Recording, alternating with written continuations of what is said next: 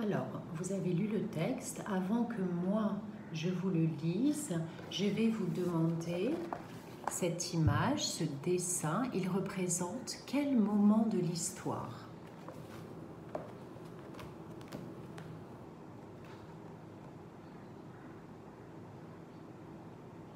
Eh bien, c'est le moment où Petit Mulot croit avoir découvert la plante du bonheur, mais là, une chèvre passe et lui dit que non, cette plante, c'est une lavande et qu'en fait, la plante du bonheur, elle se trouve dans la montagne. D'accord? C'est ce moment-là de l'histoire. Alors, vous savez, les textes qui sont dans le Klimamila reprennent plusieurs parties du livre qu'on lit. C'est un petit peu mélangé, mais ça suit malgré tout l'histoire. Alors, je vais vous lire le texte maintenant. Vous suivez avec votre doigt. On commence par le titre. Dans la vallée, je réfléchis. Comment revenir sans la plante du bonheur? Que dirait grand-mère? Je repars donc. Tout à coup, une énorme bête rousse m'empêche d'avancer. C'est le renard. Il est menaçant. À ce moment-là, la bonne vache arrive et fait fuir l'animal. Je remercie ma bonne amie et je poursuis ma route. Je n'ai qu'une idée en tête, franchir les collines. Bientôt, je découvre ma récompense dans la vallée. Un champ rempli de plantes bleues odorantes, la plante du bonheur sans aucun doute. Une chèvre me regarde et me dit « Ce n'est pas la plante du bonheur, ces fleurs bleues sont des lavandes.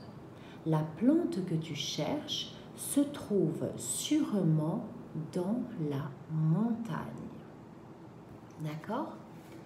Donc, la petite chèvre, elle est gentille, mais elle rend triste Petit Mulot parce que lui croyait avoir enfin trouvé la plante du bonheur et ce n'est pas le cas. Alors, regardez à la ligne 3, d'accord? Donc vous avez le petit chiffre 1, c'est la ligne 1. En dessous, on ne met pas des chiffres partout, mais du coup, après 1, c'est 2 et ensuite, vous avez 3. Alors, à la ligne 3, vous avez le mot « outil » que l'on rajoute aujourd'hui. Vous le voyez? Alors, Alexander, lis-le-moi. Donc, c'est par exemple, je vais travailler, donc je sors mes affaires. Alors, c'est un peu comme alors, d'accord? Je vais travailler, alors je sors mes affaires. Ensuite, toujours à la ligne 3. Est-ce que, Anaïs, tu pourrais me dire quels sont les mots qui désignent le renard? Les autres, vous cherchez aussi, bien sûr, hein? Eh bien, c'est une énorme bête rousse. On ne vous a pas dit que c'était le renard, mais vous avez tous pu deviner que ces mots désignaient, parlaient du renard. Pourquoi dit-on que le renard est une énorme bête rousse, Daniel?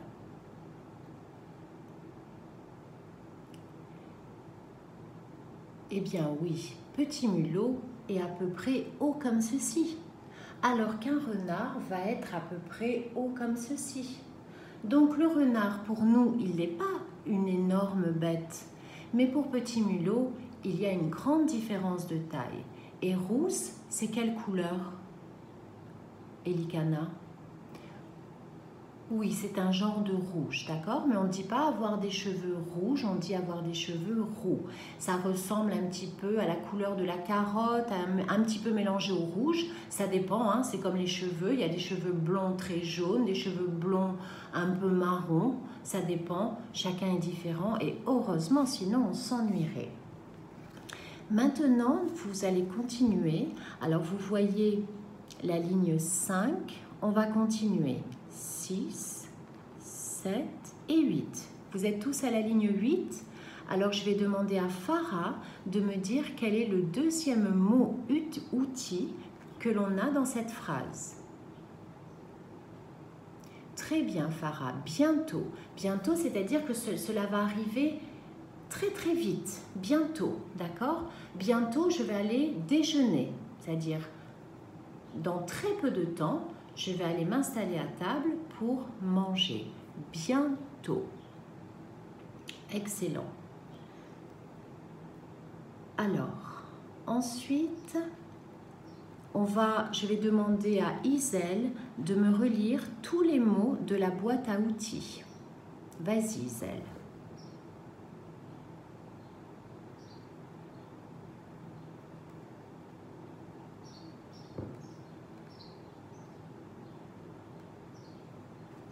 Alors, je vais le relire pour tout le monde.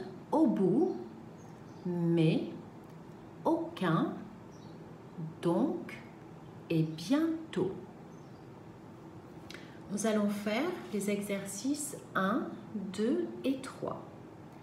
Dans l'exercice numéro 1, vous allez cocher les questions que se pose Petit Mulot. Alors, je vais demander à Joachim de me lire la première question. Vas-y, Joachim. On prend tout son stylo bleu.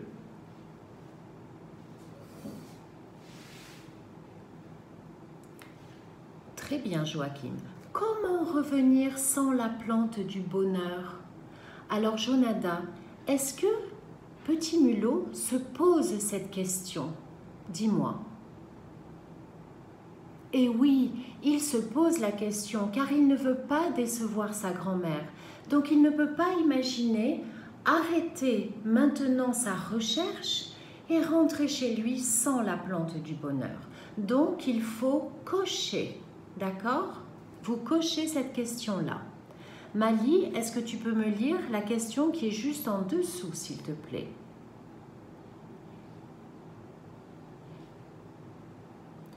Que ferait grand-mère? Alors attention, là c'est un petit peu plus dur parce qu'il y a une autre question qu'il se pose qui ressemble très fort à celle-ci. Alors, Malakai, est-ce que Petit Mulot se pose la question « Que ferait grand-mère » Pour vous aider, allez à la ligne 2. Eh bien non, Petit Mulot ne se pose pas la question « Que ferait grand-mère » Regardez à la ligne 2. Mathieu, lis-moi ce qu'il y a écrit à la ligne 2. Très bien. Que dirait grand-mère? Donc, il ne faut pas cocher que ferait grand-mère. Maintenant, troisième question. Noël. Lis-la-moi, s'il te plaît.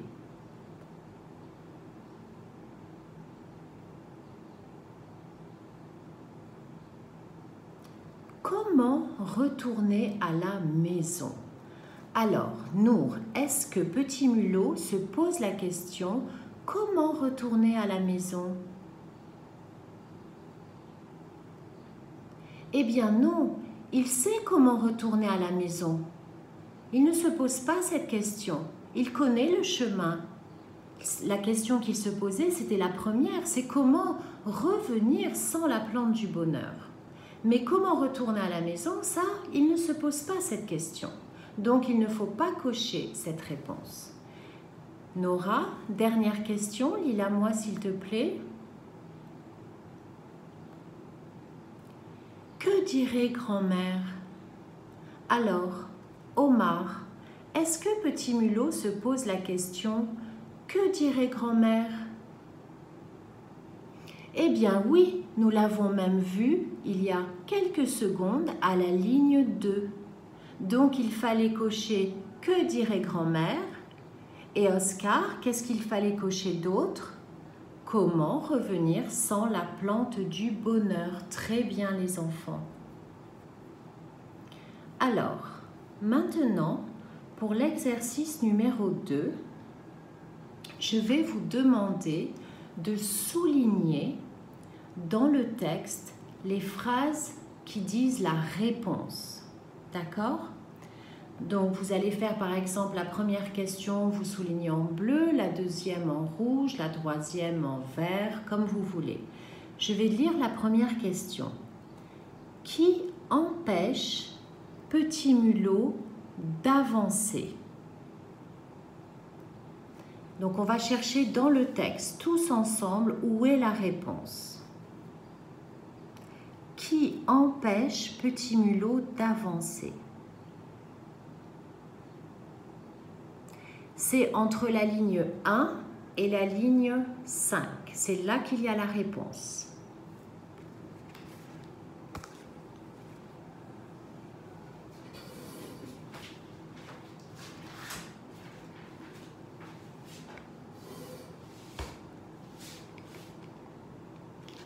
Alors, je vais demander à Ritage de me dire la réponse. C'est... Oui, c'est le renard. Donc, regardez. Qui empêche Petit Mulot d'avancer? Vous allez écrire... Il y a déjà écrit C. Donc, vous devez juste écrire le renard. Et vous allez recopier le renard qui est dans le texte à la ligne 4. Je l'ai aussi écrit là. Et on n'oublie pas le point à la fin. Allez-y. On écrit en bleu ou au crayon à papier. Là, on peut écrire en bleu.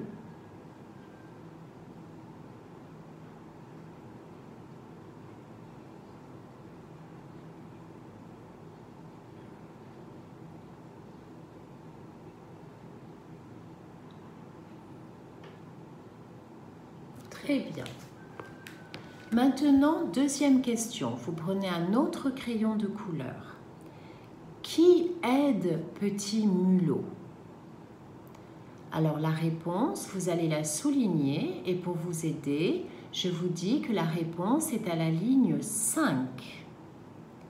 Qui aide Petit Mulot? Justement, quand il rencontre le renard.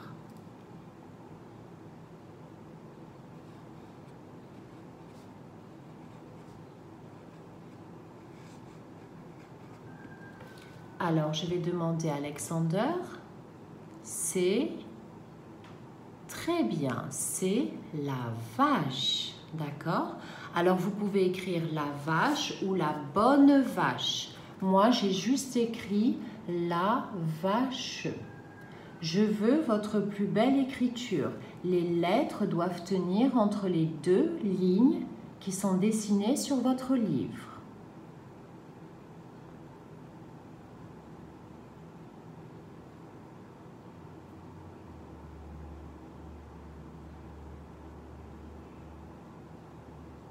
Très bien. Maintenant, dernière question. Qui parle à Petit Mulot devant les fleurs bleues? Vous allez prendre une autre couleur et vous allez chercher la réponse qui est après la ligne 10. Allez-y. Et vous soulignez avec la nouvelle couleur.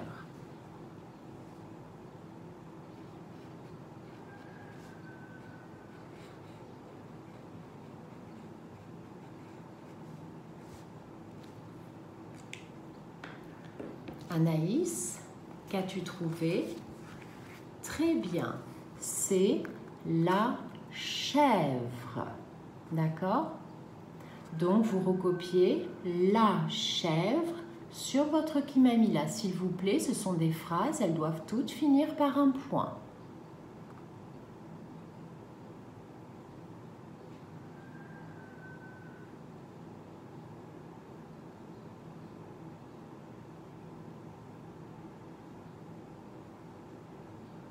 Très bien.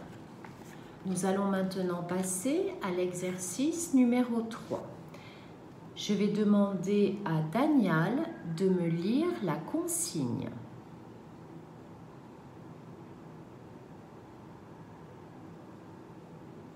Très bien. À l'exercice numéro 3, on vous dit « Écris les mots qui désigne le renard dans le texte. Donc, vous allez prendre une autre couleur et là, vous allez entourer les mots qui parlent du renard. Pour vous aider, je vous dis qu'il se trouve à la ligne 3 et 4. Cherchez.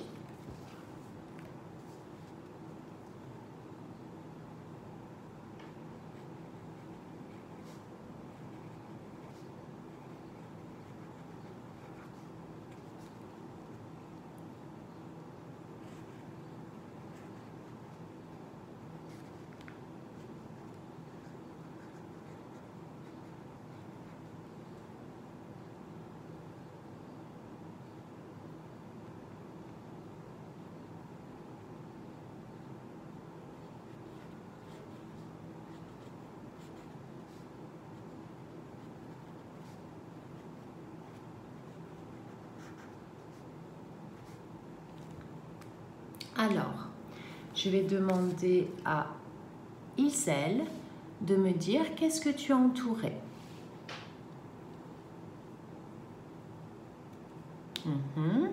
Et je vais demander à Joachim de me dire ce que tu as entouré d'autre. D'accord. Alors, il y avait deux choses à entourer. La première chose était à la ligne 3. Une énorme bête rousse. Regardez à la ligne 3. Une énorme bête rousse. Je veux que vous entouriez ceci si vous ne l'avez pas fait. Et ensuite, à la ligne 4, il fallait entourer « Il est menaçant ». Il est menaçant. Vous allez recopier ceci à l'exercice 3. Mais avant, je vais demander à Jonada. Jonada, pourquoi ici, à menaçant, j'ai mis un C cédille?